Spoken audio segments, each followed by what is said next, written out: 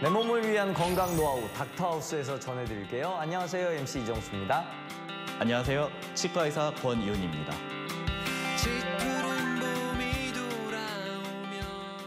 이정수님, 혹시 충치를 겪어본 적 있나요?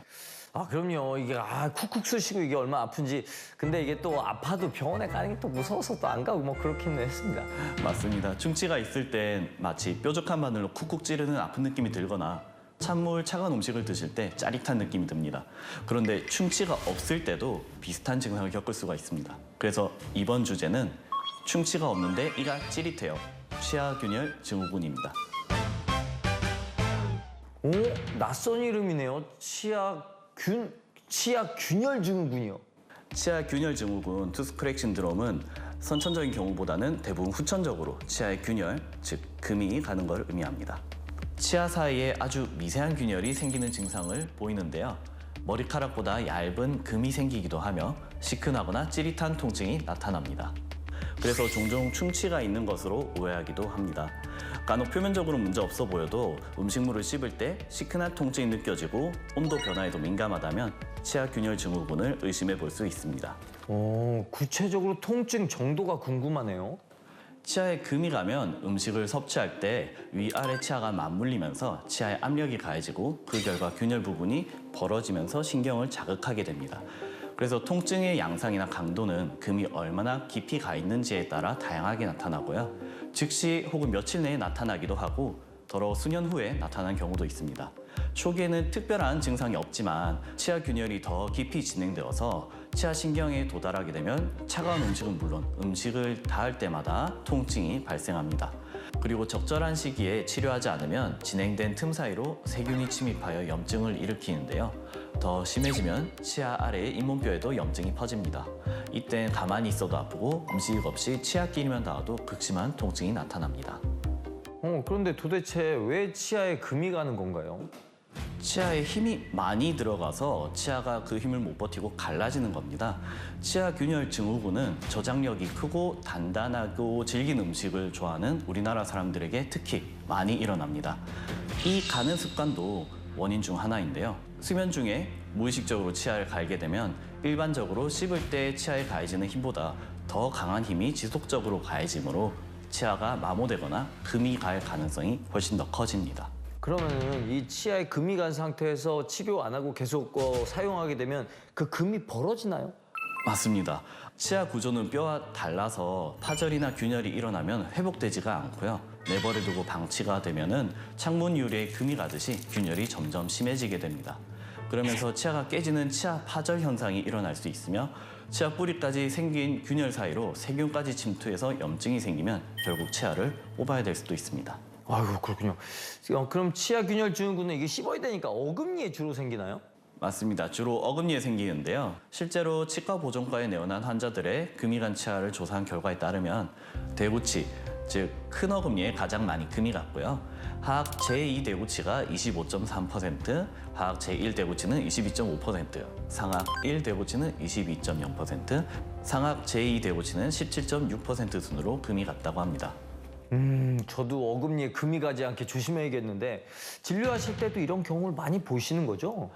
맞습니다. 실제로 제가 담당하던 한 40대 여성 환자의 경우에 생라면을 드시다가 통증이 나타난다는 불편감으로 찾아오셨는데요.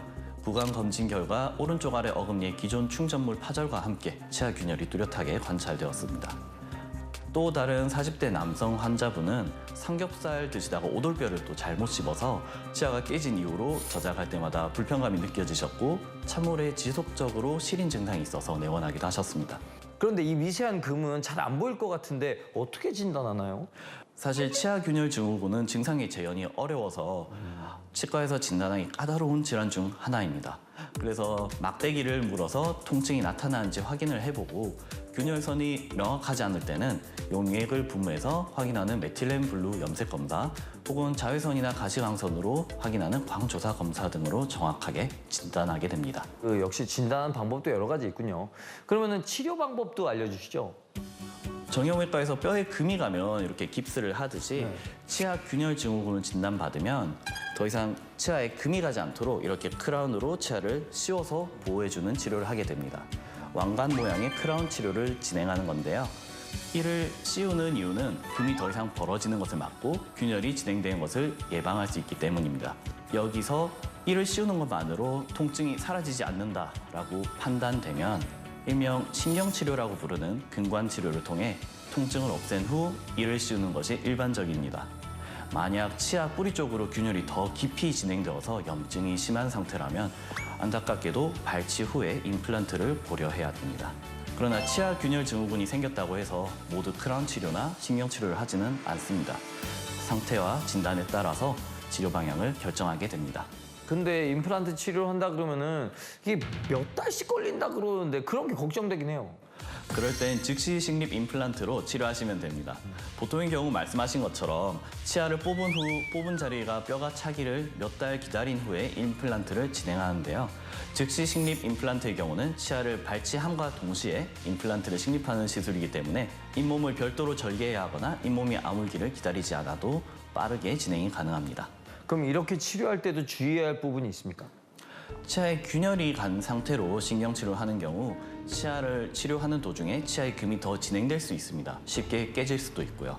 따라서 신경치료 종료 후 보철 수복을 할 때까지 그 부위로 음식물을 씹지 않는 등 충격이 가해지지 않도록 각별히 조심할 필요가 있습니다.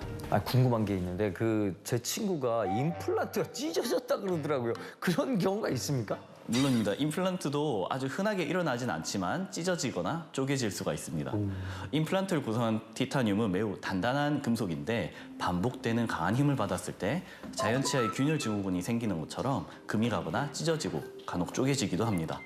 그래서 특히 환자가 단단한 음식을 너무 좋아하시거나 자주 꽉 무는 습관이 있으시거나 이를 가는 습관까지 있다면 더욱더 조심하셔야 됩니다.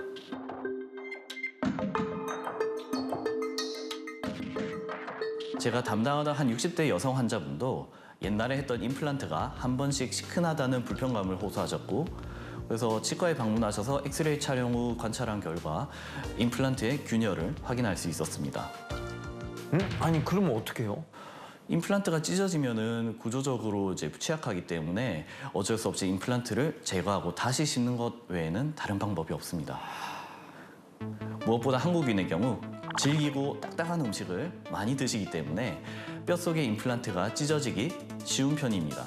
따라서 평소 식습관이나 이갈이, 이 악물기 등 구강 습관 등을 담당 의사에게도 미리 전달해 두시는 게 좋습니다.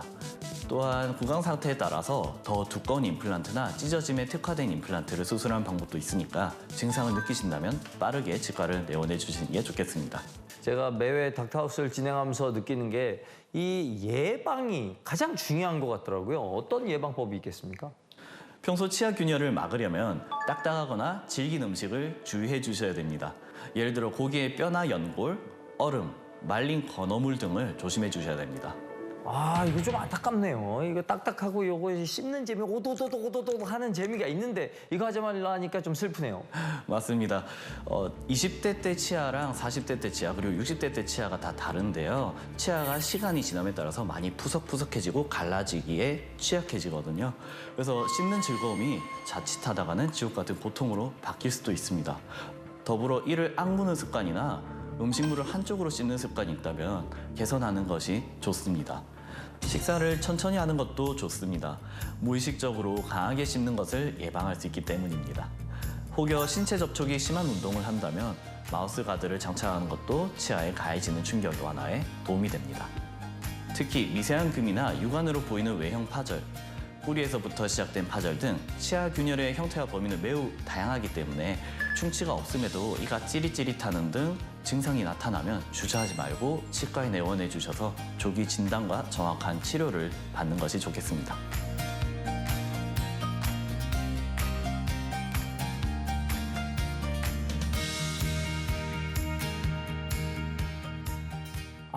오늘 치아 균열 증후군에 대해서 제대로 배운 것 같습니다. 오늘 정체부터 예방법, 치료법까지 잘 알려주신 권희윤 선생님 고맙습니다. 고맙습니다.